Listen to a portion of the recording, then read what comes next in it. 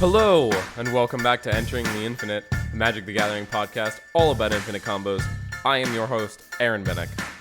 Last week, I talked about Feather, probably one of the best Boros commanders you can build. There are plenty of other really good ones. There's Akiri, there is Wyleth. I personally have a Velomachus Lorehold commander deck that's pretty sweet. So there's plenty of options, but Feather is fantastic. She gets you tons of value, lets you repeatedly protect your creatures, and do some serious damage with a nice combo that fits into the deck well. This week, I won't be going over a commander in depth like I normally do, but instead, I thought I'd give my 2 cents about the combo potential of the cards in the newest set, Innistrad Midnight Hunt. So, with all of the Innistrad Midnight Hunt set reviews going around, you know, we've got people reviewing it for Standard, we've got people reviewing it for Modern, for Commander, but I wanted to go over it and just talk about all of the combo potential that actually lies inside the deck. So, without further ado, let's get started on the white cards. And the first white card is the Enduring Angel. It is 2 white, so 5 overall. For a creature angel, it's a 3/3. It has flying and double strike. You have hexproof, so the player. And it says, if your life total would be reduced to 0 or less, instead transform Enduring Angel and your life total becomes 3. Then if Enduring Angel didn't transform this way, you lose the game. And then it transforms to Angelic Enforcer, which has flying. It still says you have hexproof. Its power and toughness are each equal to your life total. And whenever Angelic Enforcer attacks, double your life total. So right away, this card doesn't seem like it has a lot of combo potential. The ability on the front side, the if your life total would be reduced to 0 or less clause, seems like it's built to not be taken advantage of, which is exactly right if they didn't print a 2-card combo with it inside the set. So it's kind of a weird protection card, but it also has a direct combo with Olog, Ludovic's Hubris. And I'm going to read the whole thing here. So the front side of it is actually Ludovic Necrogenius, which is a blue and a black for a legendary creature, human wizard. He's a 2/3. Whenever Ludovic enters the battlefield or attacks, mill a card. And then for X, blue, black, exile X creature cards from your graveyard, transform Ludovic. X can't be 0, activate only as a sorcery, and he transforms into Olog, Ludovic's Hubris, which is a legendary creature zombie. He's a 4/4. As this creature transforms into Olog, Ludovic's Hubris, it becomes a copy of a creature card exiled with it, except its name is Olog. It's 4/4, and it's a legendary blue and black zombie in addition to its other colors and types. Put another of +1/+1 counters on Olog equal to the number of creature cards exiled with it.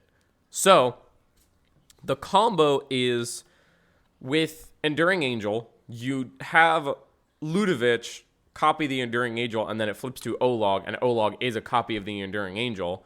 So then when you go below 0 life with the transform clause on the Enduring Angel, Olog will actually flip back to Ludovic, but because of the way that layers work and copies work, it still remains a copy of the Enduring Angel. So you go back up to 3 life and you still have the Enduring Angel. So it just keeps flipping back and forth between the 2 sides every time you would be about to die. So this combo is probably really bad in Commander, but because it's a 2-card combo within the set, I felt like it kind of deserved a place on the list. You could probably play this in some kind of Esper Reanimator deck, since the Angel is white, but Ludovic is blue and black. It's a little harder to put all of these together. It is kind of a weird synergy, though, so you could probably put it in some kind of Esper Reanimator list. Maybe something paired with Ravos, which, if you don't know what Ravos does, Ravos is a partner commander in white and black, and he basically just says, at the beginning of your upkeep, you may return target creature card from your graveyard to your hand. So you could play this kind of combo in one of those kinds of decks. It's definitely really interesting for Standard. The only thing about it is that if your opponent just has a removal spell, they can just kill Olog, which is the copy of Enduring Angel, and then you just don't get to keep winning the game or not losing the game. But it's definitely a really weird interaction. The thing that makes it actually so strange is the fact that if you just copy the Enduring Angel, it doesn't transform. So then you are kind of stuck. So if you copy Enduring Angel with like a phantasmal image, then if your life total will be reduced to 0 or less, instead transform it. But because the phantasmal image can't actually transform because it doesn't have a backside, then I forget exactly what happens, but either nothing happens and you lose, or I think that's what happens is you just lose because it can't transform. But because of just the way that the layering works with copies, and because Olog is a copy card that has a double side to it, the Enduring Angel makes it flip over into Ludovic, and then Ludovic flips back over to Olog, and then again and again and again and again and again as Enduring Angel to keep you from actually losing the game. So it's a really weird interaction, but that's why I love combos. It's even stranger that it really only works inside of just those two cards. It's also pretty weird that they were both printed in exactly the same set too. But I do think that both of these cards are pretty decent outside of themselves. Or outside of this combo. I do like that the Angelic Enforcer, which is the flip side, if you give it hexproof, then whenever it attacks, you double your life total. So you go from 3 to 6, and then it deals 6, and then it gains you 6. So then it turns into a 12/12. So giving the Angelic Enforcer lifelink is also just really good. I think the card's cool. I think that Ludovic is pretty cool too. All right, next on the list in white, and there are not a lot of cards for each of the colors. So I went over the entire list just to take a look at what stood out to me. The kind of broken cards that you could loop around and play with, and there aren't too many that stood around to me. So this is a little bit of a shorter episode. Please bear with me. But I will try to at least hit that 45-minute mark for you. So the next one is the Sigardian Savior. It is 3 white for a creature angel. It has flying. It says when Sigardian Savior enters the battlefield, if you cast it, return up to 2 target creature cards with mana value 2 or less from your graveyard to the battlefield. It's a 3/3. Now, this card isn't on the list because it's a combo enabler, but because it almost is. It reads so similarly to Revelark that I'm pretty sure Wizards put the if you cast it clause in there because they said, hey, this reads exactly like Revelark. So if you don't know what Revelark does, Revelark is one of the evoke creatures. It's an elemental. It is a pretty famous combo piece with Karmic Guide. So how it works is Karmic Guide returns any creature from the graveyard to the battlefield when it enters. And then when Revelark leaves the battlefield, you return up to 2 target creature cards with power 2 or less from your graveyard to the battlefield. So all you need are those 2 creatures, Revelark and Karmic Guide, and some kind of free sacrifice outlet, and then a 3rd creature. So Karmic Guide enters, it puts Revelark into play. You sack Karmic Guide to whatever, and then you sack Revelark. So Revelark brings back the Karmic Guide, which also brings back the Revelark. So the Sigardian Savior reads so similarly to those two, and I feel like they really played it safe with this card because I was really excited when I saw this card, and then I read it over a couple of times, and then I was like, oh, it's almost Revelark, but it's just not quite there because because first of all, it's a 3/3, so it doesn't like return with Revelark or anything. And it has that if you cast it clause.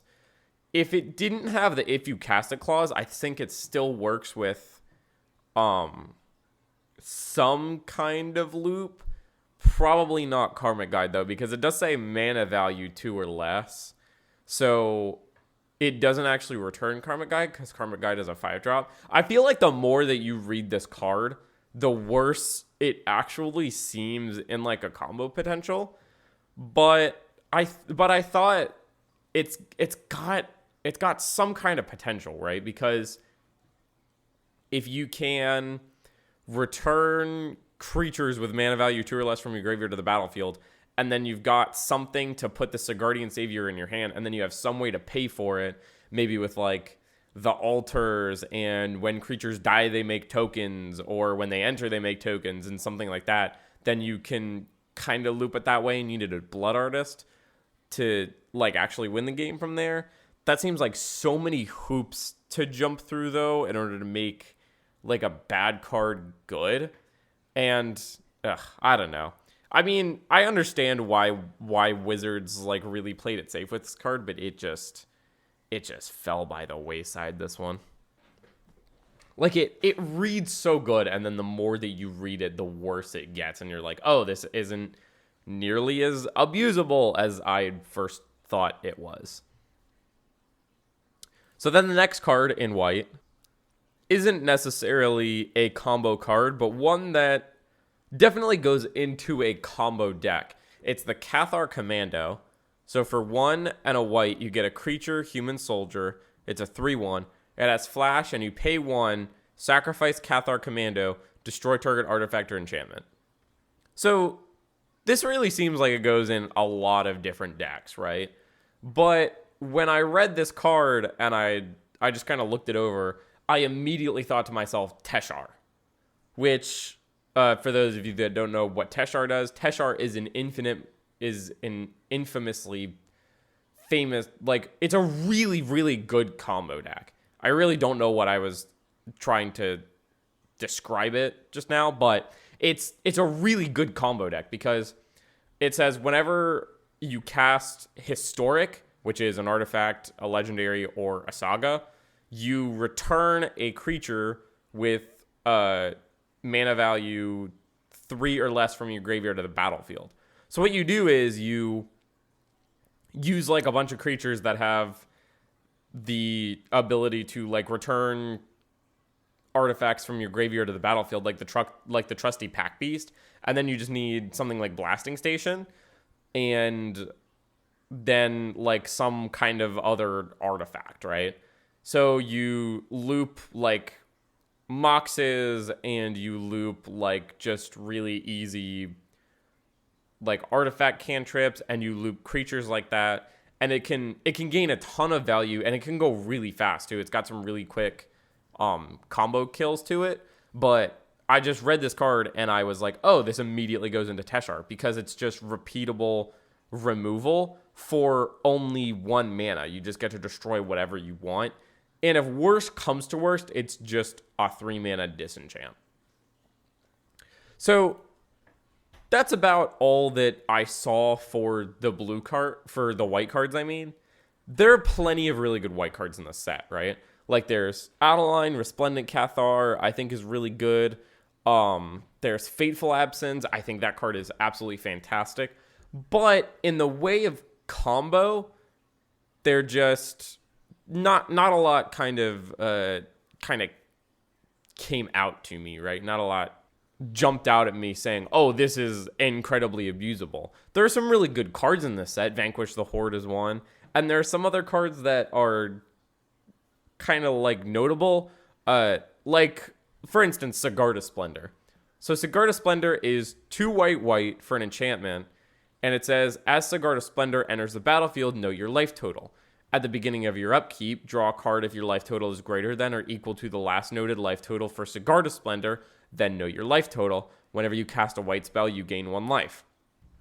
So, like, this isn't really too much of a card that I would talk about, but, like, if you can infinitely cast white spells, then you gain infinite life with it. And then there's, like, plenty of cards, right? There's lots of really good cards in this set. There's, like Lunarch Veteran. Whenever another creature enters the battlefield under your control, you gain 1 life. It's just another Soul Sister. So like if you can loop creatures, then you gain infinite life. But other than a lot of like these kinds of cards, I didn't really see too much. There was one though that I thought was kind of interesting. There's the Loyal Griff, which is 2 and a white for a creature hippogriff. It's a 2/2.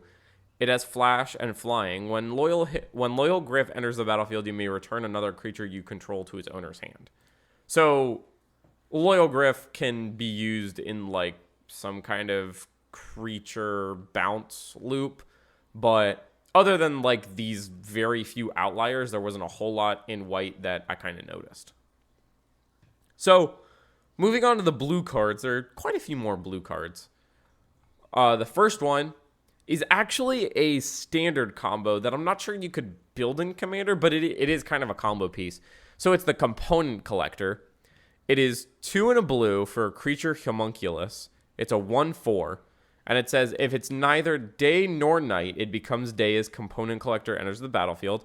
And whenever day becomes night or night becomes day, you may tap or untap target non-land permanent. So the way that this works is the Component Collector actually goes infinite with the Celestis, which is an artifact with the ability to change it from day to night.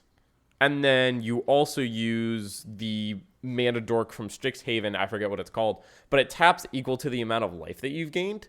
So you gain a bunch of life, because whenever day becomes night or night becomes day on the Celestis, it says you gain 1 life and then you draw a card and discard a card. So you keep gaining life as you go through this loop. You do need 2 of these on the board, however, one to untap the Mana Dork and one to untap the Celestis. But I feel like that combo it's a really neat interaction, right? Because like it's a standard infinite combo and it doesn't seem like it's that terribly hard to actually pull off, because it's only a couple of pieces and those pieces are still pretty decent outside of the combo. You could pull this off in Commander. However, I feel like it's a lot less likely because of the fact that you need 2 copies of this random like common creature that really doesn't do anything outside of that. Whereas in Standard, it's much more of a build around. So in Commander, you would have to copy this. You would have to find the Mana Dork or just like a really big Mana Dork. You'd have to find the Celestis, and then you would have to get some kind of payoff. So I definitely think that it does work pretty good in Standard, though. And I might try it myself at some point. The next blue card on the list is, of course, a card that everyone has been talking about since it came out. And it is such an incredibly powerful and pretty obvious card to make this list. It's Lear, Disciple of the Drowned. It is 3, a blue and a blue for a legendary creature, human wizard. It's a 3/4. He says, spells can't be countered. And each instant and sorcery card in your graveyard has flashback. The flashback cost is equal to that card's mana cost. So the first thing that I thought of when I saw this card was Storm. Because one of like the really I play blue-red Gift Storm in Modern. And one of the really big pieces of that combo deck is Past in Flames, which gives you the ability to loop all of your spells from your graveyard over and over and over again. That way you can actually build up your storm count. So the reason why like mono blue decks really rely on like the Isochron Scepter Dramatic Reversal thing is because they need that infinite mana in order to cast a bunch of spells to actually up their storm count. Whereas like if you add red or you add black, then you get access to rituals and stuff like that. But you could absolutely build Lyra Storm even without Isochron Scepter and Dramatic Reversal, because even if you just play Dramatic Reversal in this deck, even without Isochron Scepter, you can use it twice and generate so much mana from that card. Not only that, but there are things like Twiddle that can untap lands. I'm sure like if you built a Lear Storm deck, then you would play a lot of lands that tap for several more mana just because you want to ramp into Lear pretty quickly and you want to have as much mana possible for like those storm style turns. So you'd play things like Twiddle, you would play like a couple of other unland tappers. So then like if you have Lotus Field, you can cast Twiddle on the Lotus Field, and then you net 1 mana from that, and then replay it from your graveyard, and then net another mana. So now you've got up 2 mana and 2 storm count. So I think that Leer is so interesting just because he lets you double up on all your storm count, and you're not just trying to survive on just casting cards from your hand and hoping that you get there. Especially with cards like Turnabout, which you can use to untap all your lands. Cards like High Tide, which you can cast twice in the same turn, and then all your islands are tapping for 3 times as much mana as they normally should be. This card is just bonkers good. I might do a full podcast episode on Leer at some point, but for now, I'm just spouting, right? I'm just talking about the initial thoughts that I have about Leer, and just the insane potential that he actually provides. Even things like Frantic Inventory, right? Which is, or not Frantic Inventory, Frantic Search, which is 2 and a blue for an instant, draw 2 cards, discard 2 cards, untap up to 3 lands. So if you have things like, Ancient Tomb, Lotus Field, then you're untapping lands, you're tapping them for more mana, you're drawing 2 cards, and then you can just recast Frantic Search from your graveyard. Like, that is so much value just for that right there. Not to mention, like, if you have High Tide, then your lands are making even more mana than they should be. I just feel, especially with Blue's ability to, like, specifically untap a couple of lands at a time, especially on some of these cantrips, like, right? Like, there's Pour Over the Pages, too, which draws you cards and untaps land. I think that's a popular card in like the Pioneer Lotus Breach combo. And it's just so much value, and you can so easily abuse it. And since Leer just lets you copy all of those cards basically, then you don't have to so much worry about keeping up storm count or even like worrying about mana problems, because then you can just recast the Frantic Search. And Blue has no problem of drawing cards, so you're going to be able to dig through your deck really easily. And all of this to add on to the fact that as you're going off, nobody can do anything to stop you. Because nobody is going to start putting spells like Ashiok's Erasure in their deck in order to try to get rid of Leer, right? I mean, it is possible to kill Leer on the stack as you start going on, but if you're building your deck around Leer and you don't just have him in the 99, then you have the ability to respond with things like Unsubstantiate, which is basically a counterspell, but it's not a counterspell. And then you can just continue going on your merry way, doing just a huge combo turn. I think that Leer is really good. I will probably do a full tech on him, just because I think that he has a lot of potential, and I think that he's really cool, and I might even build him myself, actually. So then the next card is a bit strange, actually. It doesn't, like, fit in this list on terms of, like, actual combo potential, but I think it can be pretty good in combo decks. It's the Malevolent Hermit. So it's 1 and a blue for a creature, human, wizard. It's a 2/1. You pay a blue, sacrifice the Hermit. Counter target non-creature spell unless its controller pays 3. So it's kind of a Spell Pierce on a stick, right? And then it's got Disturb for 2 and a blue. So you can cast it from your graveyard, transformed for its Disturb cost. So then on the flip side, it's the Benevolent Geist. And it's a creature, spirit, wizard. It's a 2/2. It has flying, and it says non-creature spells you control can't be countered, and if Benevolent Geist would be put into a graveyard from anywhere, exile it instead. So, the first thing that I think of is being a counterspell that you can repeatedly cast from your graveyard is really good in like Muldrotha decks. I think that's really good. But the reason that I think this is really good is because you can use it as on-board protection. And then if it gets removed, if you use it, then you can cast it on the Benevolent Geist, and then it just says all your non-creature spells can't be countered. And it's not like Leer, it's just your spells. Your spells are the only ones that are actually fully safe. So you're free to combo off, but like your opponents aren't. And it does say non-creatures, so you're free to combo off with artifacts too. So I think it's pretty good, right? The front card is kind of meh in Commander, but it's okay in a deck that like wants to keep returning creatures so much, like Muldrotha, like I said. Playing the Disturb side means that you are safe from counter magic on your Storm turn, or the turn that you choose to just drop your combo pieces, right? If you're already in blue, though, then you're playing a lot of counter magic, but I do think that it's interesting to at least consider non-creature spells you control can't be countered.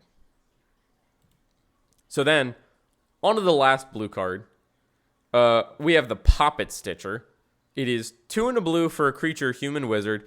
Whenever you cast an instant or sorcery spell, create a 2/2 block zombie creature token with Decayed. At the beginning of your upkeep, if you control 3 or more creature tokens, you may transform the Poppet Stitcher, and it transforms into Poppet Factory, which is an artifact. It says creature tokens you control lose all abilities and have base power and toughness 3/3. At the beginning of your upkeep, you may transform Poppet Factory. So this is another card where I'm not talking about the front side. Making tokens for casting spells is fine and all, but the Poppet Factory is where I think the combo potential lies. I've talked about this card before in Wilhelt the Rock Leaper because it enables an infinite sacrifice combo with him. So Wilhelt is not a legendary in Innistrad Midnight Hunt. He's a legendary in one of the commander sets that came out alongside of Innistrad Midnight Hunt. So I did a deck tech on him a couple weeks ago. If you want to, go check it out. But the main ability that I built around on Wilhelt was the fact that he says whenever another zombie dies, if it didn't have Decayed, you make a 2/2 zombie token with Decayed. So when Poppet Factory came out, everyone was like, oh, Poppet Factory goes infinite with Wilhelt because it says creature tokens you control lose all abilities. So then when a zombie dies, you get another zombie from Wilhelt, but it doesn't have Decayed. So then you sacrifice that one that you made, but because it didn't have Decayed, then you make another one and another one and another one and another one. So Poppet Factory and Wilhelt plus any sacrifice outlet basically just goes infinite. And so I put this on here, and then I just kind of wondered if there were any other infinite combos that you can actually do with the factory. I'm not entirely sure because it cares about making your creature tokens lose all of their abilities. So in order to make another combo with this, it would have to be very similar to Wilhelt, where the token having a specific ability would have to matter.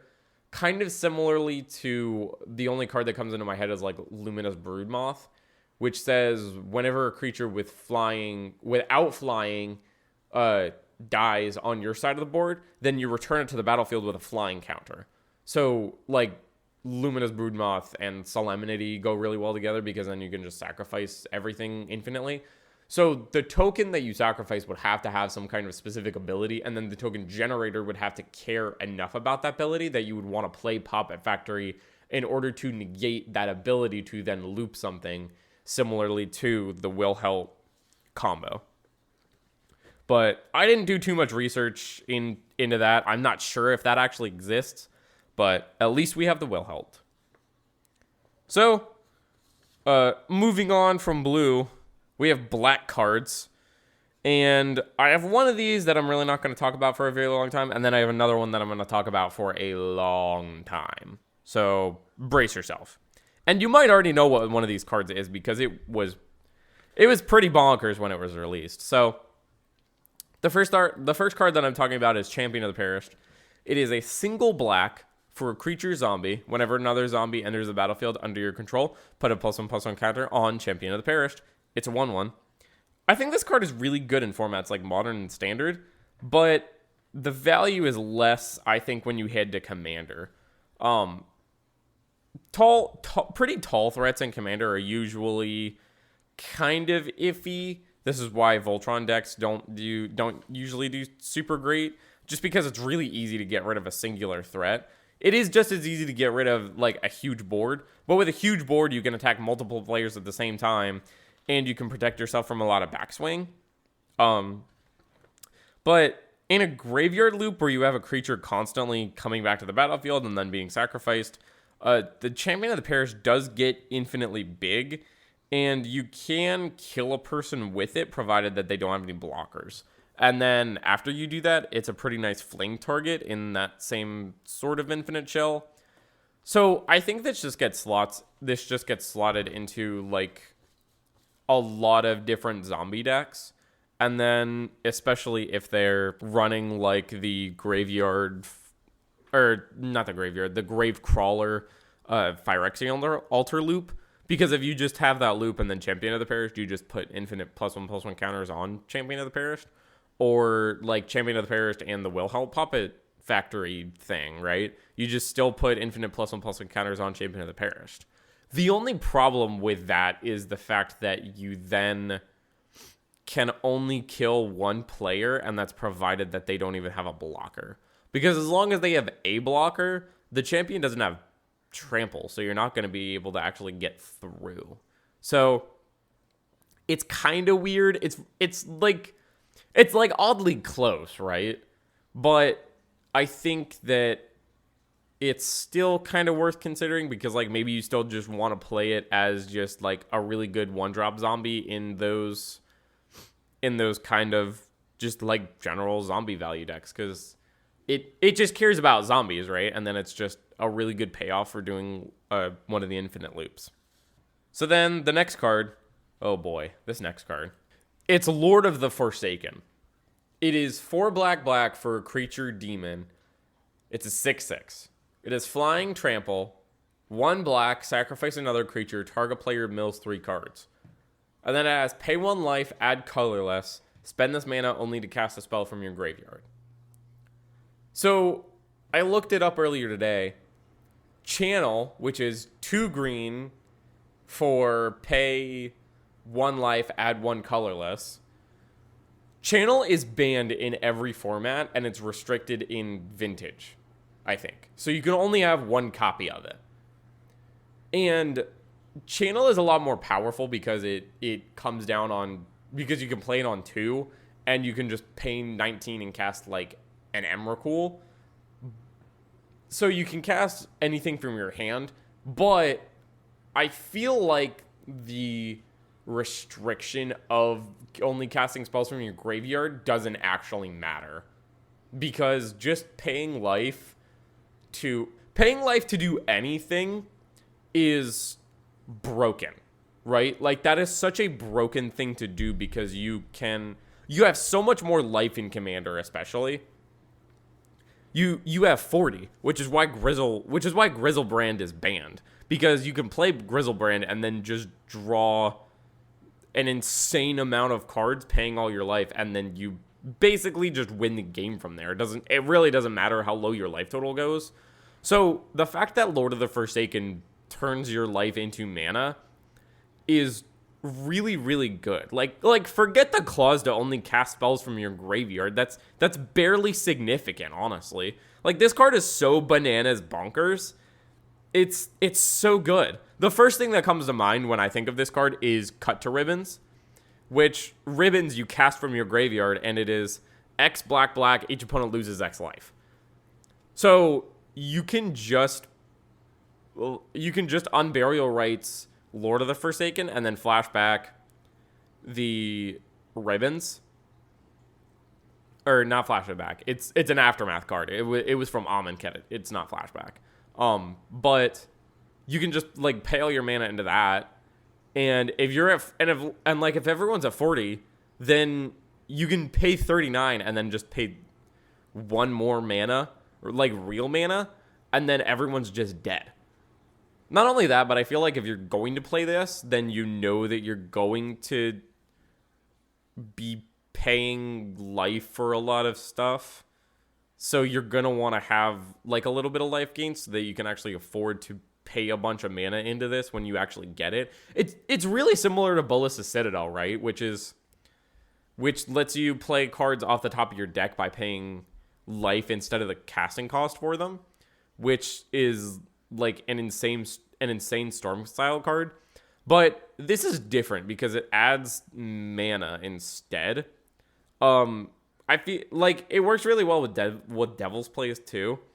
It just screams value. It's just so good. Even if you're not like doing anything really broken with this, just paying a bunch of life to cast spells from your graveyard is really good. Paying only 1 white for an Unburial Rites is good. Paying only 1 red to cast a Faithless Looting from your graveyard is really good. It's also worth noting that Necrotic Ooze is absolutely insane with this card because you can mill over the Lord of the Forsaken and then play Necrotic Ooze and then just go ham with it, especially if you've got like something else in your graveyard.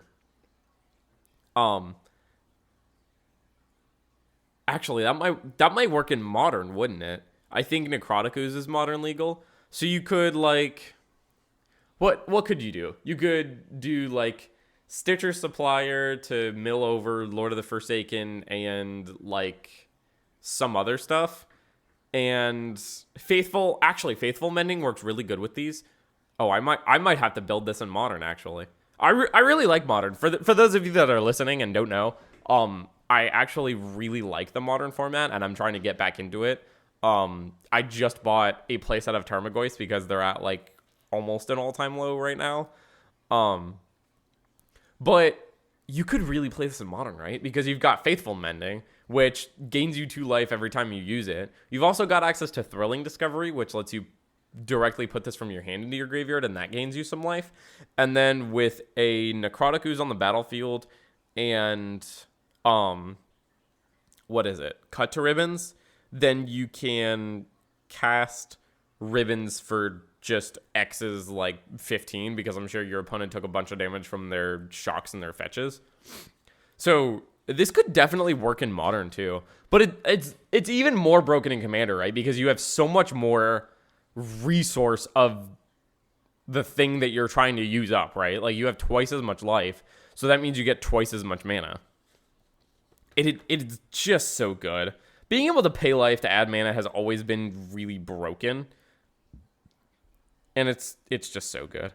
Not only that, but like in Commander, where so many decks are like your graveyard is your second hand, like Muldrotha. This is insane in a Muldrotha deck because you can recast it. Because you can recast so many of your cards from your graveyard for so much less because you can just pay life for all of the colorless. Like you can just cast your artifacts from your graveyard for free with Muldrotha. That's so good. That's so much value. Not only that, but if you can find a way to somehow loop creatures and mana, then you can use the first ability to either infinitely mill yourself to get like Narcomoebas and stuff in your graveyard, or you can mill all of your opponents. I'm not really sure what that looks like. Maybe some kind of, I'm not even sure. The only thing that really comes to my mind is like a Gravecrawler loop. But at the same time, then you would still need another creature to sacrifice. Because you've got the infinite, you don't have infinite mana right there.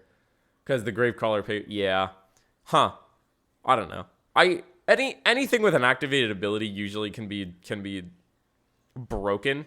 Like you can just find a way to just abuse the heck out of it. All right. Moving on to red cards. I just want to say right here, there is a cycle of cards in Innistrad Midnight Hunt that work decently with infinite mana, which are the adversaries. So each of the adversaries, there's one for each color. Each of the adversaries says, when it enters, you can pay a cost any number of times, and when you pay that cost one or more times, you do this thing this many times. So the white one says when it enters, you can pay 1 and a white any number of times. When you pay this cost 1 or more times, you put that many Valor counters on Intrepid Adversary, and then creatures you control get +1/+1 for each Valor counter on the Intrepid Adversary. So there's one for each color. They're all pretty good. I think the green one is probably the worst. It turns your creatures into land, so you can't actually go infinite because you can only like do so much as your land count lets you. The blue one I think is really good. I really like the ability to phase out stuff. It doesn't necessarily go infinite though, because you can only phase out, like you can phase out all of your opponent's stuff, right? But then you still need like a way to win. The black one makes you an infinitely big board with a bunch of zombie tokens with Decayed. The white one gives you an infinitely big board. I think that one's the second best, but I think the first best is the Bloodthirsty Adversary. So it's 1 and a red for a creature vampire. It's a 2/2. It has haste. When Bloodthirsty Adversary enters the battlefield, you may pay 2 and a red any number of times. When you pay this cost 1 or more times, put that many +1/+1 counters on Bloodthirsty Adversary. Then exile up to that many target instant and or sorcery cards with mana value 3 or less from your graveyard and copy them. You may cast the number of copies without paying their mana costs. The first thing that I thought of when I read this was there are so many rituals that are 3 CMC or less that just add 3 mana. So what you can do is you have a bunch of floating mana, right? Because this costs 2 and then 3 for whatever else you have. So you have a bunch of floating mana, and then you play this, and then you flashback. You flashback your Dark Ritual, your Desperate Ritual, Pyretic Ritual, and then you break even on the amount of times that you've paid the Bloodthirsty Adversary's cost, but you've also upped your storm count by that many more. And for the ones that like Seething Song and Jessica's Will, then you gain more mana than you're actually putting into the Bloodthirsty Adversary. So I don't think that it's like an auto include in a lot of Storm decks, but I do think that it's actually really interesting. It's also important to note that there are quite a few Storm cards that are CMC 3 or less. You've got Brain Freeze and Grape Shot. So there is that. So the Bloodthirsty Adversary can flashback a bunch of your rituals and a bunch of your storm spells. And then the next card that we have, it's not a storm card, but more of a tech against storm. It's Curse of Shaken Faith. So it's 1 and a red for an enchantment or a curse. It says enchant player. Whenever enchanted player casts a spell other than the first spell they cast each turn or copies a spell, Curse of Shaken Faith deals 2 damage to them. So obviously this isn't a combo card, but it's a tech against combo. More so the storm style decks than anything else. So like artifact based combos normally just go through a series of activated abilities, so this doesn't work on them. But it is pretty good against storm decks. It's also pretty good against any kind of loops. For instance, Gravecrawler loops, because you actually have to cast the Gravecrawler. It doesn't work against like Karmic Guide and Revel Arc loops though, because those creatures it's all just triggered abilities. So it doesn't work on them, but it is pretty decent against storm decks. So this is less of a, hey, this card is really good in combo, and it's more, hey, this card is really good against combo. So just watch out for those red players. Speaking of red, the next card that I've got is another red card. It is the Moonveil Regent. It is 3 and a red for a creature dragon. It's a 4/4 that is flying. Whenever you cast a spell, you may discard your hand. If you do, draw a card for each of that spell's colors. When Moonveil Regent dies, it deals X damage to any target, where X is the number of colors among permanents you control. So the reason that I think this is a combo card is not because of the second ability, because you can only deal at most like 5 damage with the second ability, because you can only have 5 colors. It's a combo card, I think, for the first ability. That ability to cast a spell and then discard a bunch of cards and then draw more cards based on like how many based on the number of that spell's colors. Sorry. So, like, this is really good in Ramos. If Ramos didn't have the once a turn clause, then you can just pack your deck full of multicolored spells. And then with the Moonveil Regent and Ramos, you can just go semi-infinite, because every time you cast a spell, you would draw a bunch of cards, and you would get to make just an absolute butt ton of mana. I definitely feel like there's a way to break this. Like, the first ability just screams value, right? And if there's enough value somewhere, then there is a way to break it somewhere. I still, though, I think that this is a really good card. I think that it's really interesting. Just because it's got that kind of clause to it where you just draw a bunch of cards for playing spells. So it's very Storm-esque. And the last card in red is just another kind of combo enabler. It's Smoldering Egg. It is 1 in a red for a creature. Dragon Egg gets a 0/4. It has Defender. Whenever you cast an instant or sorcery spell, put a number of Ember counters on Smoldering Egg equal to the amount of mana spent to cast that spell. Then if Smoldering Egg has 7 or more Ember counters on it, remove them and transform Smoldering Egg. It transforms into Ashmouth Dragon, which is a creature dragon. It's a 4/4. It has flying. Whenever you cast an instant or sorcery spell, Ashmouth Dragon deals 2 damage to any target. This card is really just another Gutter Snipe, but I'm definitely okay with it because we could always use more of those effects to kind of help out the Spellslinger decks. It just kind of puts a little more oomph into those kind of combo decks that just want to cast a bunch of instant and sorcery spells, and it kind of gives you a payoff for some Storm decks, like the Reiterate kind of spell loop combos. So going on to green. I didn't see a whole lot of green cards that looked super interesting in the aspect of combo. I did think there was one really, really interesting card, and then another very iffy card. So the interesting card is Sereth the Viper's Fang. It's 2 a green and a green for a legendary creature, human warlock. She's a 3/4. She says that other tapped creatures you control have Death Touch, and other untapped creatures you control have Hexproof. 1, tap Sereth, untap another target creature or land you control.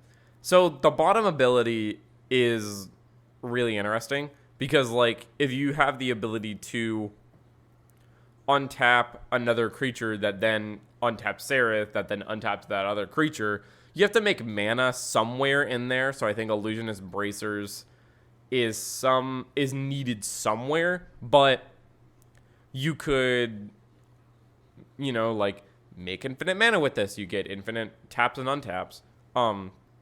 One of the things that I found interesting about this, though, was not the fact that because it's kind of easy to loop that, right? Because you just need the right cards in order to do like an infinite untap loop. But what I thought was interesting was the fact that at any moment in time, your other untapped creatures that are trying to be removed can just have Hexproof, because you can use Sereth to untap them, and then they can't be the target of your opponent's spells or abilities. So I just thought that was kind of cool. And then the last green card is Willowgeist. It's a single green for a creature, Treefolk Spirit. It's a 1/1. It has Trample. It says whenever one or more cards leave your graveyard, put a +1/+1 encounter on Willowgeist. When Willowgeist dies, you gain life equal to its power. So earlier when I was talking about Champion of the Perished, you can put infinite +1/+1 encounters on the champion, but then you need a way to like actually get through that damage in order to win. Willowgeist has that clause written on him. So with a Gravecrawler loop, the Gravecrawler is leaving your graveyard every time, so you can put infinite counters on the Willowgeist. Karmic Guide Reveler loop, they're both leaving your graveyard, so this puts infinite +1/+1 counters on the Willowgeist. So then you actually have the ability to get that infinite damage in because it has Trample. And then since you probably have some kind of sacrifice outlet, then you can sacrifice the Willowgeist to the sac outlet and then just gain infinite life. So one player is dead, you're at infinite life, and the other 2 players are just like, what? I don't know. I don't know entirely how I feel about this, because it's not that great as like a win condition. It's a really funny interaction though, which is why I put it on the card. I think it's probably better in like constructed formats when your win conditions can be like a little bit easier and a little bit more focused towards one person. But I think a commander, it's just kind of like a value card, right? Okay, I've only got 4 more cards to talk about. The next one, and I'm moving on to multicolored and artifacts now, is Old Stick Fingers. It is X, a black and a green for a legendary creature horror. When you cast the spell, reveal cards from the top of your library until you reveal X creature cards.